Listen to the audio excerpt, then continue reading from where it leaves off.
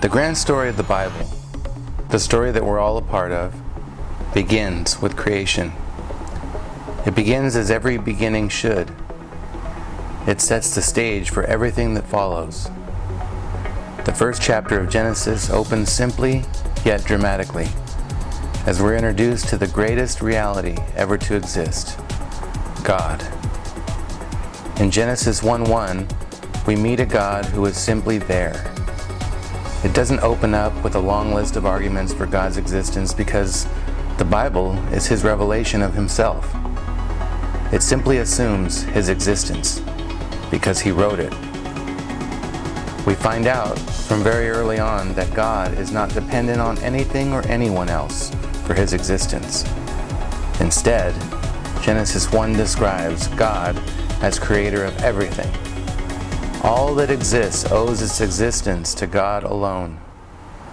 If you've ever wondered where God came from, the answer is that He has always existed. So we're going to be looking at a couple of things. One is that God created everything. Two is that God created everything good. And three, that God created everything out of nothing. The Bible requires us to believe that God created the universe, everything both visible and invisible, out of nothing. Sometimes it's said creation ex nihilo.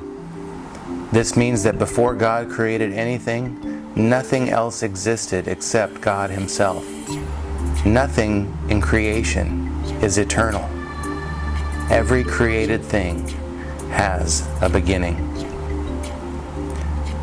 The original audience of the book of Genesis was the ancient Israelites on their way to the Promised Land. They would not have asked some of the questions that pique our interest, such as the age of the earth or the science behind the creation.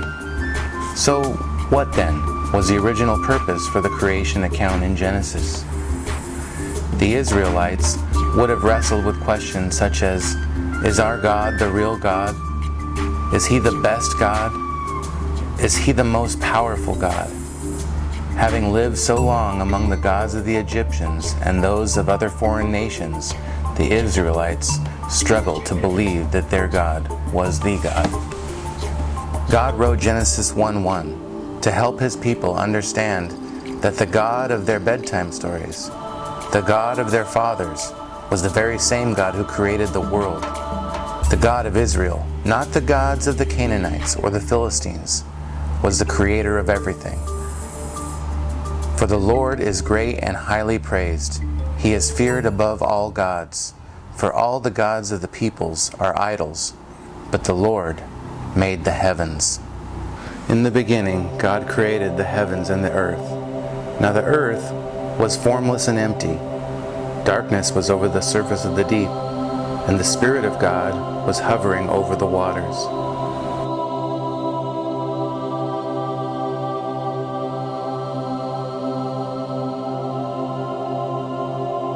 And God said, "Let there be light." And there was light. God saw that the light was good, and He separated the light from the darkness.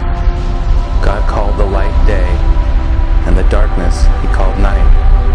And there was evening, and there was morning, the first day.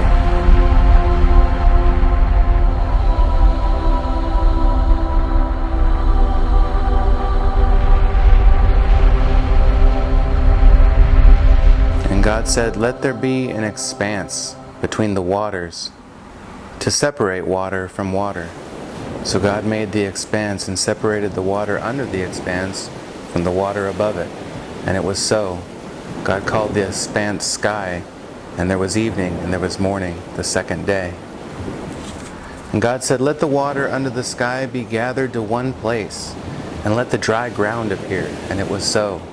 God called the dry ground land, and gathered waters He called seas. And God saw that it was good.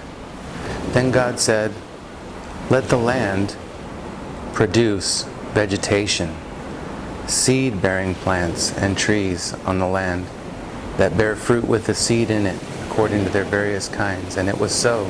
The land produced vegetation, plants bearing seed according to their kinds, and trees bearing fruit with seed in it according to their kinds. And God saw that it was good. And there was evening, and there was morning, the third day.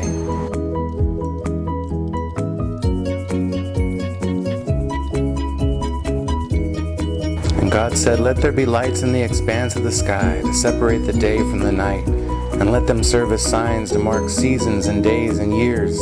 And let them be lights in the expanse of the sky to give light on the earth." And it was so.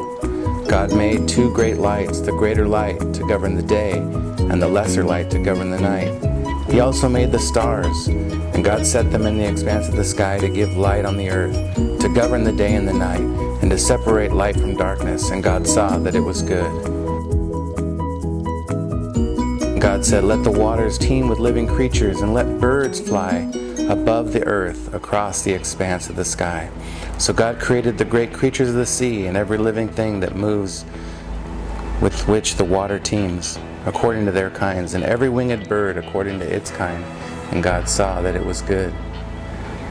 And God said, "Let the land produce living creatures, according to their kinds, livestock, creatures that move along the ground, and wild animals, each according to its kind." And it was so.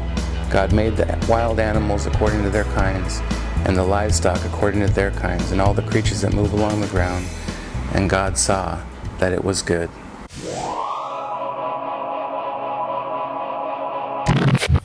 God created everything good. Starting in verse 3 and going all the way through verse 25, God declares that each part of His creation is good. But what does good mean? Why does God call each step of His creation good? Is it morally good? Is it beautiful and pleasant to the eyes? Is it usable? The purpose and design of creation is to declare God's glory and proclaim the work of His hands, and to reveal things about God that are invisible to us, such as His eternal power and divine nature. Because of creation, we can clearly see and understand these things. It is quite stunning that we get to see the God of the universe begin the good work of revealing Himself. He reveals Himself in His creation, allowing humanity to know things about the Creator just by looking at creation, much like an artist leaves fingerprints on a work of art. Romans 1:18 through 20 says, "For God's wrath is revealed from heaven against all godlessness and unrighteousness of people who by their unrighteousness suppress the truth. Since what can be known about God is evident among them, because God has shown it to them. For His invisible attributes, that is, His eternal power and divine nature, have been clearly seen since the creation of the world, being understood through what He has made. As a result, people are without excuse."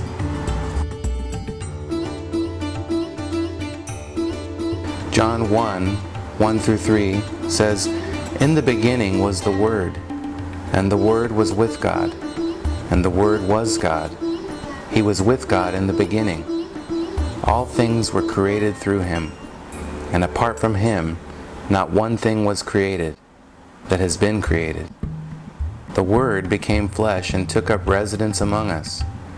We observed His glory. The glory as the one and only Son from the Father, full of grace and truth."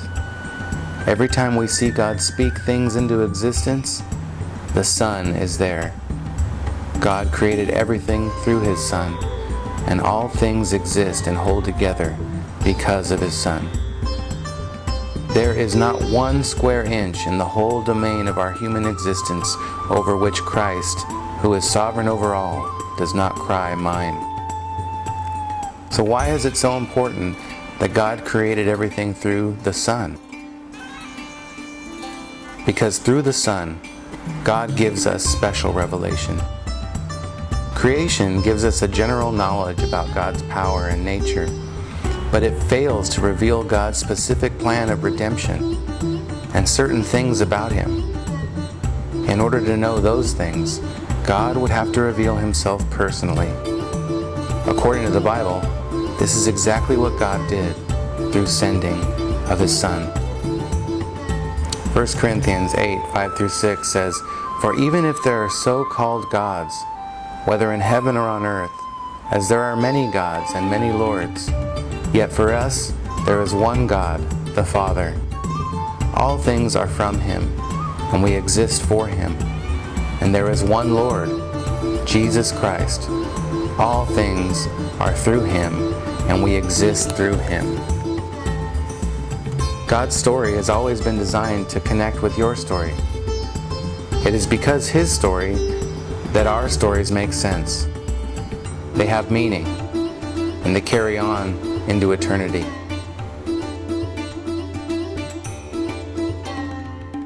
When have you experienced the goodness of God's creation? What was your response in that moment? Why do you think people are astounded when they see places like Yellowstone or the Grand Canyon? What do these experiences tell you about God?